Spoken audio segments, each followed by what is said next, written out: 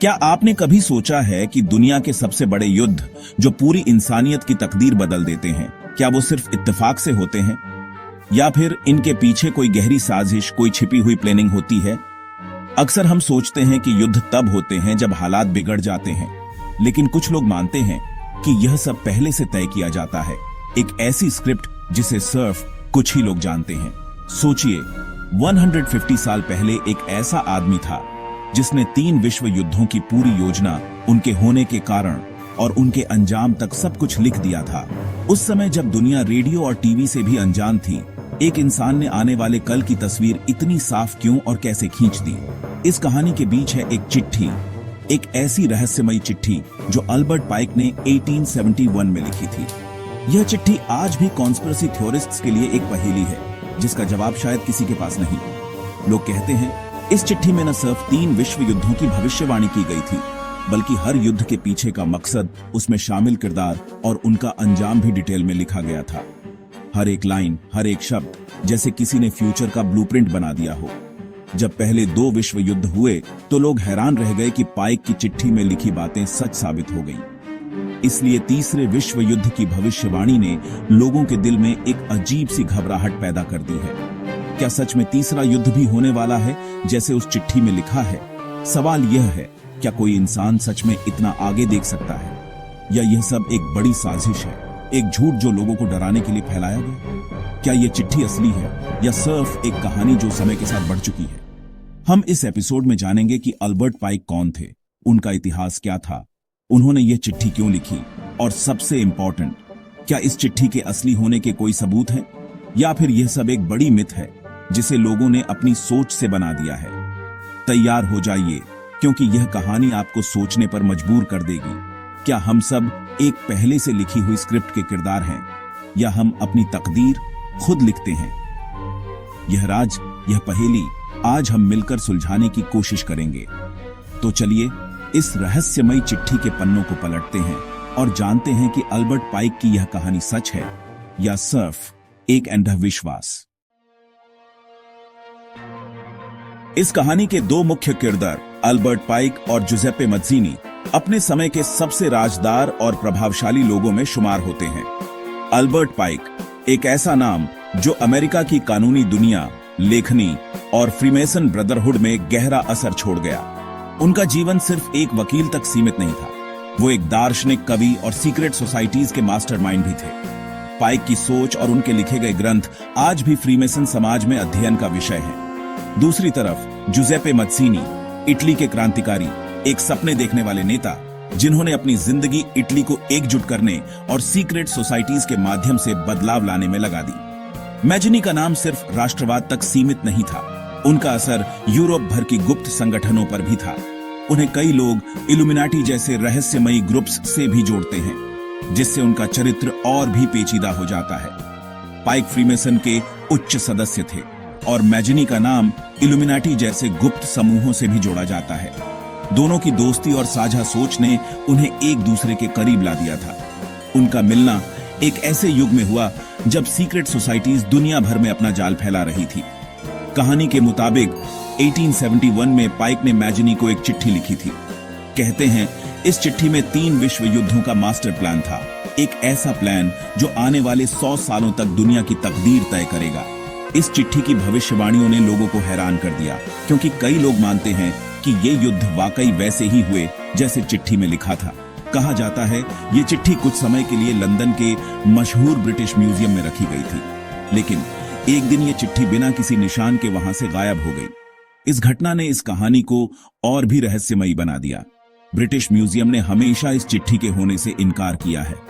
उनका कहना है कि उनके रिकॉर्ड में ऐसी कोई चिट्ठी कभी थी ही नहीं, लेकिन कॉन्स्पिरेसी थ्योरिस्ट्स मानते हैं कि या तो चिट्ठी छुपा दी गई या फिर उसका वजूद ही एक झूठ है। आज तक इस चिट्ठी का असली कॉपी किसी ने नहीं देखा, ना ही कोई तस्वीर, ना ही कोई प्रामाणिक दस्तावेज। सिर्फ अफवाहें, कहानियां और कुछ लिखित बयान ही मिलते हैं। जो भी जानकारी हमारे पास है वो एक कनाडाई लेखक विलियम गाय कार की किताबों से मिलती है। कार ने अपनी किताबों में इस चिट्ठी का जिक्र किया और उसके कंटेंट को डिटेल में बयान किया। कार ने ही इस चिट्ठी के कंटेंट को दुनिया के सामने रखा, लेकिन उन्होंने कभी कोई असली सबूत नहीं दिया। उनके बयान पर कई लोग शक करते हैं, लेकिन कुछ लोग उन्हें सच भी मानते हैं। इसलिए ये कहानी विश्वास और शक के बीच लटकती है। क्या ये सच है या सिर्फ एक कल्पना? ये फैसला आपको करना है। सवाल यही है, क्या पाइक और मैजिनी सच में इतने ताकतवर थे कि वो दुनिया का नसीब लिख सकते थे, या ये सिर्फ एक ऐसी कहानी है जो अंधेरों में पलती है? चिट्ठी के मुताबिक पहला विश्व युद्ध रूस के जार की ताकत खत्म करने और कम्युनिज्म लाने के लिए था। इतिहास में 1917 की रशियन रेवोल्यूशन ने जार को हटा दिया और लेनिन ने पहली कम्युनिस्ट सरकार बनाई। ये सब पाइक की चिट्ठी से मिलता है। इसलिए कॉन्स्पिरेसी थ्योरिस्ट्स कहते हैं ये सब साजिश थी। स्केप्टिक्स बोलते हैं उस समय यूरोप में क्रांति की हवा थी, तो पाइक ने बस अंदाजा लगाया होगा। लेकिन कम्युनिज्म जैसे स्पेसिफिक सिस्टम का जिक्र इतना पहले हैरान करता है। ये सवाल आज भी लोगों को उलझन में डाल देता है। क्या ये सब इत्तेफाक था या पहले से तय था? दूसरे विश्व युद्ध की भविष्यवाणी और भी अजीब है। फासिस्टों और पॉलिटिकल जायोनिस्टों के बीच युद्ध, नाजिज्म का खात्मा और इजराइल का एस्टैब्लिशमेंट। 1939 में युद्ध शुरू हुआ, नाजिज्म हारा और 1948 में इजराइल बना, बिल्कुल चिट्ठी के मुताबिक। लेकिन स्केप्टिक्स कहते हैं 1871 में फासिज्म, नाजिज्म, जायोनिज्म जैसे शब्द ही नहीं थे। ये शब्द 20th सेंचुरी में केम। तो क्या पाइक ने सच में ये सब लिखा था या बाद में किसी ने ये कहानी गढ़ दी? ये सबसे बड़ा सवाल है जो इस थ्योरी को कमजोर बनाता है। क्या ये चिट्ठी सच है या इतिहास के बाद लिखी गई एक कहानी? ये तर्क आज भी डिबेट का मुद्दा है। एक पुरानी चिट्ठी जो आज भी लोगों के बीच चर्चा का विषय है, उसमें तीसरे विश्व युद्ध की भविष्यवाणी की गई थी। एक ऐसा युद्ध जो दुनिया को हिला देगा। इस चिट्ठी में लिखा था कि आने वाले समय में पूरी दुनिया एक ऐसे संघर्ष का सामना करेगी जो पहले कभी नहीं हुआ। पॉलिटिकल जायोनिस्ट यानी इजराइल और इस्लामिक वर्ल्ड के बीच एक ऐसा युद्ध होगा जो धीरे धीरे पूरी दुनिया में फैल जाएगा। यह संघर्ष सिर्फ एक क्षेत्र तक सीमित नहीं रहेगा, बल्कि अन्य देश भी इसमें खिंचते चले जाएंगे। इस युद्ध के बाद इंसानियत पर एक गहरा असर पड़ेगा। शहरों की तबाही, लोगों की आंखों में निराशा और हर तरफ बरलटरी का मंजर होगा। लोग धर्म, सरकारों और अपने नेताओं पर से विश्वास खो देंगे और समाज में एक अजीब सी अशांति छा जाएगी। तभी इस तबाही के बाद एक नई विश्व व्यवस्था, न्यू वर्ल्ड ऑर्डर स्थापित होगी। इस नए दौर में एक ही सरकार, एक ही कानून और एक ही प्रशासन होगा, जहां सभी देश एक विशाल व्यवस्था का हिस्सा बन जाएंगे। लोगों की जिंदगी एक नए तरीके से चलने लगेगी। आज के मिडिल ईस्ट के हालात देखकर इजराइल और मुस्लिम देशों के बीच बढ़ता हुआ तनाव और बड़े देशों की भूमिका, ये सब देखकर लगता है कि शायद वो पुरानी भविष्यवाणी सच हो रही है। हर दिन नए खतरे, नए संकट सामने आ रहे हैं। अक्टूबर 2023 के बाद से इजराइल फिलिस्तीन तनाव में तेजी आई है। अमेरिका, रूस जैसे ताकतवर देश भी इस संघर्ष में अपनी भूमिका निभा रहे हैं। यह तनाव सिर्फ एक क्षेत्र तक सीमित नहीं, बल्कि पूरी दुनिया पर असर डाल रहा है। दुनिया भर के लोग, नेता और विश्लेषक यह सोचने पर मजबूर हैं, क्या हम सच में तीसरे विश्व युद्ध की तरफ बढ़ रहे हैं, जैसे उस चिट्ठी में लिखा था? हर तरफ चिंता और बेचैनी का माहौल है, या यह सब सिर्फ एक इत्तेफाक है? क्या इतिहास खुद को दोहरा रहा है, या हम किसी बड़े योजना का हिस्सा हैं? लोग अपने अपने नजरिए से इस घटना को देख रहे हैं, लेकिन सभी के मन में एक ही सवाल है। यह भविष्यवाणी जो सालों पहले लिखी गई थी, आज भी लोगों को डराती है। लोग सोचने पर मजबूर हैं कि क्या सच में हम उसी दिशा में जा रहे हैं? क्या हम एक पहले से लिखी स्क्रिप्ट का हिस्सा हैं, या अपनी किस्मत खुद लिख रहे हैं? आज भी यह सवाल हर किसी के मन में गूंज रहा है। सबसे बड़ा सवाल, क्या यह चिट्ठी असली है? इस चिट्ठी की ओरिजिनल कॉपी कभी किसी ने नहीं देखी। विलियम गायकार ने इस चिट्ठी का जिक्र किया, पर कोई सबूत नहीं दिया। ब्रिटिश म्यूजियम ने हमेशा इनकार किया कि उनके पास ऐसी कोई चिट्ठी थी। चिट्ठी में नाजिज्म, फासिज्म, जायनिज्म जैसे शब्द हैं, जो 1871 में थे ही नहीं। यह सबसे बड़ा इशारा है कि चिट्ठी बाद में लिखी गई, बिना किसी ओरिजिनल डॉक्यूमेंट के। यह कहानी सिर्फ एक राइटर के दावे पर टिकी है। क्या यह सच है या एक काल्पनिक कहानी?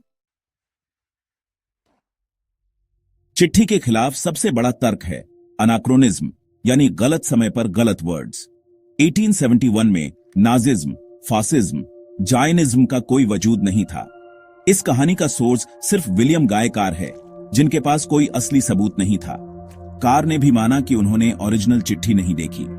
अल्बर्ट पाइक के असली लिखे हुए काम में ऐसी किसी योजना का जिक्र नहीं मिलता। ब्रिटिश म्यूजियम का साफ इनकार भी इस थ्योरी को कमजोर बनाता है। ये सभी तर्क मिलकर दिखाते हैं कि यह चिट्ठी एक काल्पनिक कहानी है। शायद किसी ने पाइक के नाम पर यह कहानी गढ़ दी। ये एक अफवाह है जो बार बार दोहराई जाती है।